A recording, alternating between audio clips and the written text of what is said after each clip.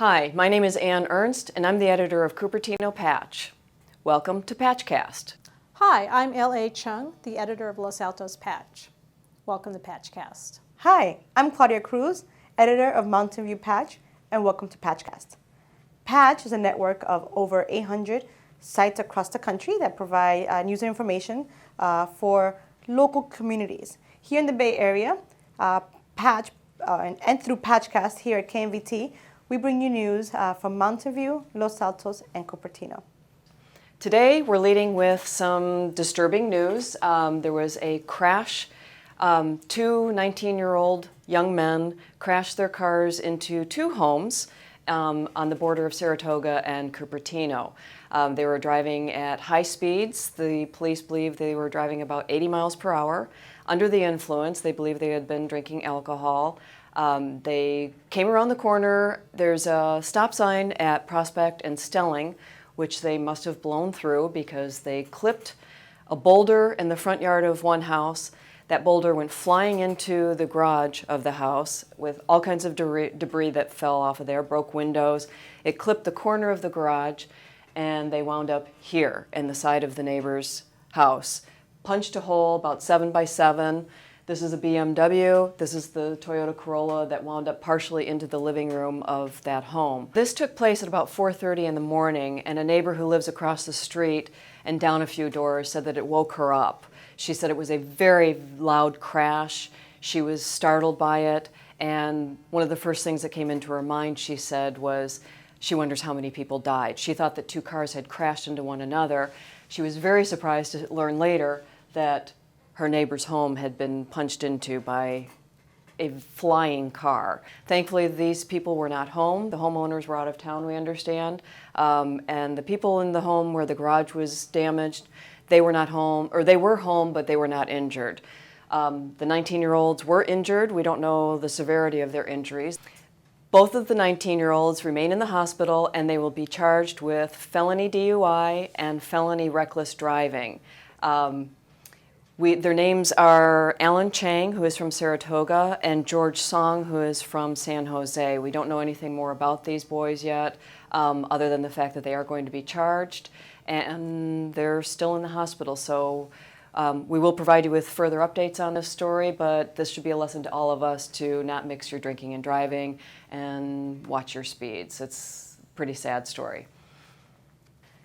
And on to some happier news. I'm very proud to announce that Cupertino Patch has its very own comic strip, and it takes place, it's set in Bittersweet, which is one of my very favorite coffee houses in Cupertino. And Mason McCarty, who is our local resident cartoonist, it's all his idea. He came up with the concept, and the really fun part about it is that we are asking community members from Cupertino to send in photos to Mason or to me, and I can pass them on, and you can become part of the comic strip itself. He's asking for storyline ideas as well, which he will incorporate into the comic strip as we go along. But this is a very fun thing. He has done a great job in recreating the set of Bittersweet here. This is just the way that it looks. You will find me in it. You will find Mason in it. Mason has a character which is Arnie Schwarzenberger, and you can kind of guess who that's a takeoff of. But you'll find other people that Mason knows, and he will be incorporating other people from the community, and I may sneak a few people in there, like maybe a mayor or a council member. Might just have to do that. If you don't volunteer for it, I might volunteer you. Today, I am starting out my newscast with a tribute to Captain Matt Manukian, who was a resident of Los Altos Hills and an alumnus of St. Francis High School, who was killed on August 10th in Afghanistan while he was serving his 4th deployment overseas. Captain Manukian, who died at age 29, was the son of Socrates Pete Manukian, who was a Superior Court judge, and Patricia Bamatre Manukian, who was an Associate Justice at the State Court of Appeal, 6th District. Patch extends our condolences to Captain Manukian, whose services were scheduled for August 18th at St. Francis High School. He is survived by his parents and his brother Michael and Martin. We will keep his photo up here during my Patchcast as a tribute to Captain Manoukian, who had a wide range of friends from St. Francis High School and who is expected to have a very large memorial service at St. Francis on Saturday, August 18th. In our news today, I wanted to talk a little bit about Bullitt Charter School. It is summertime. Our thoughts, parents' thoughts, are back to school because school begins on Wednesday, the 22nd of August at Los Altos School District. The Bullitt Charter School and Los Altos School District dispute is just heating up again. There was a court date scheduled for August 15th, which was postponed on August 14th. The reason being is that there has been a large number of filings in this case. This was supposed to be a fairly simple hearing. The hearing was to compel, the Bullitt Charter School had sought an order from Superior Court Judge Patricia Lucas, in whose court it resides. And they were seeking an order to compel the Los Altos School District to comply with Prop 39, specifically because the 6th District Court of Appeal had ruled in favor of Bullitt Charter School with specific orders. There have been a number of filings related to this hearing. There have been no less than 3 applications for friend of the court status by 3 entities.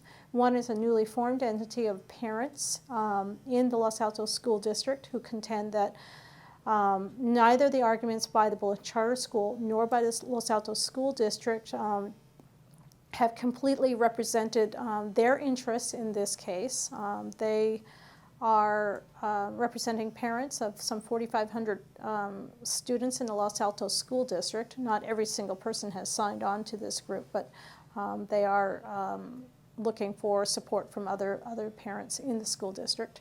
And they say that their interests of their children in the school district have not been represented by this hearing, so that's why they want to be a friend of the court. Additionally, the school board, the California School Board Association, has filed a friend of the court application saying that they also have interests in what takes place in the decision that gets made here, or the order that gets made here.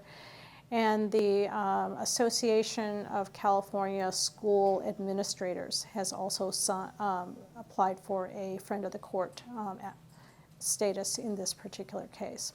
Bullitt Charter School has answered these applications, so it has a number of filings. And what I've understood from both the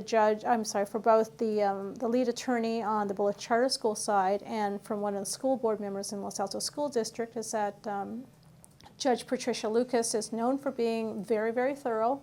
She wants to be well prepared when the parties come before her, so she wants to make sure she reads this mountain of paperwork that has descended on the court. So the court date is now August 30th at 1:30 p.m. in Judge Lucas's court in San Jose. It might have been sooner, but like anything, when new court dates are assigned, everybody's schedule has to be accommodated. So the date will be August 30th at 1:30 p.m. in San Jose, Judge Lucas's court. Expect to hear quite a bit of arguments and discussions of many different topics. One will be whether Bullitt Charter School is indeed a public school, as Los Altos School District is contending. Another may be that the interests of 4,500 other students should not be overlooked in accommodating the interests of 400. I'm trying to remember the exact number of students at Bullitt Charter School, but just under 500 students at Bullitt Charter School. And administrators are also going to be arguing that they need as much leeway and a free hand in determining what is fair and reasonable under the auspices of Prop 39. So there's going to be a number of arguments made when we get to August 30th, so stay tuned. Thanks a lot. And now for some Mountain View news. The nomination period for this year's elections closed on Friday, August 10th. However, there's some nominations that were still eligible. Some people were still eligible to submit nomination papers, and that actually was what occurred with the Mountain View Westman School District, where there was no incumbent running for election for the 3 positions that will be open. And as such, the nomination period actually closed today, Wednesday, August 15th. And now, currently the potential list of qualified candidates, because still the Registrar's Office, Registrar of Voters Office, the County of Santa Clara, still needs to ensure that the petitions and the signatures are all correct and verified. But as of today, the current candidates for Mountain View City Council, of which there are 4 positions available, and there's 6 candidates, include Margaret Capriles, who is a first-time runner, first-time candidate, Chris Clark, a second-time candidate, current Vice Mayor John Inks, he's running for re-election, current Mayor Michael Kasperzak is running for re-election, John McAllister, who is a former candidate and is hoping to win a spot on City Council, and newcomer Jim Neal. So that is the slate for City Council. For the school board, you'll have, again, these are all new candidates. Peter Dara, William Lambert, Steve Nelson, Jim Pollard, Phil Falaci. Oh, sorry, and those that is for the Chris Chang. And those 5 people are running for 3 seats in the Mountain View Westman School District. And in the Mountain View Los Altos Union High School District, we have 2 incumbents running for re-election. That includes Susan Sweely and Phil Falaci. I apologize for mispronouncing your name, sir. This year, El Camino Hospital District has 6 people running for 3 positions on the hospital district board, and that includes Wesley Ailes, Dennis Chu, Bill James, Julia Miller, Catherine Vonnegut, and John Zuglin. So stay tuned to Mountain View Patch for more on the local election cycle. It's back to school season in Mountain View, and I know that the high school students headed back to school on Monday, August 13th. So we have some tips for freshmen on the site. So hopefully some people will check that out. And if you have, as viewers, any tips for how to survive the school year, please feel free to share it on our site. But today, Wednesday, August 15th, coupon.com, a local Mountain View based incentive coupon company, collected backpacks, which they then filled with food to address the case that there are in the country. A lot of kids, they're not sure exactly where their next meal would come from. So today, 2 former 49ers, Dennis Brown and Dwight Howard, stopped by Mountain View and helped fill up backpacks for the kids. These backpacks will then be given to families in the Envision Shelter Network here in the Bay Area. And also, coupons.com announced that they were launching a website, couponsforchange.org. And every coupon that you use there, the proceeds, I believe is the entire portion of the proceeds, will be going towards Feeding America, a national nonprofit that helps to feed and provide food for people in their communities. So some of the good things that are happening in this back to school season, and through which Mountain View companies are participating. Every summer, Patch has the great fortune of bringing on board some aspiring journalists. And we love that because it means that our industry will be in good hands. And one of the journalists that joined us this year is a young lady who I will allow to introduce herself. And hi, my name is Courtney Buchanan, and I grew up in Los Altos Hills. I went to Pinewood High School, and I'm currently a senior at Lehigh University in Bethlehem, Pennsylvania, studying journalism there. I've been with Patch for 10 weeks this summer, learning the ins and outs behind what goes on in the online journalism world and local news. That's great. That's great, Courtney. How did you find out about Patch, and what experience did you have before Patch? Because I think some people hear about Patch, one, may not know what it is, or two, don't understand what it is that we're trying to do in as far as, I guess, disrupting a little bit of the news space. So I was actually studying abroad last semester in Seville, Spain, and I was looking for a summer internship, as most college students are. And I think I saw a post for Patch on some journalism career site, and decided, what the heck, I'll apply for it. I'd never heard of Patch before, which usually isn't good when you're applying for a job, but it sounded like a very interesting experience and like it would provide me with a lot of opportunity to write articles and take initiative, because one of the big things about Patch is everyone's kind of working by themselves and managing their own sites. And so this summer I've really had the opportunity to step out of my comfort zone and take a lot of individual responsibility for things and take initiative on articles. That is something that I've never really had to do before. Did you study journalism in high school? Were you like editor of the newspaper, like some people who end up being reporters? No, I'd never really had an interest in journalism before I went to college. I actually had no idea what I wanted to major in. So I never had any experience with journalism before going to college. In high school, I didn't really have an interest in writing necessarily, but I always loved to read. And so when I went to Lehigh University, I decided to take an English class freshman year, and I absolutely loved the class, but I didn't necessarily like the analytical side of it. And so I decided to give journalism a try.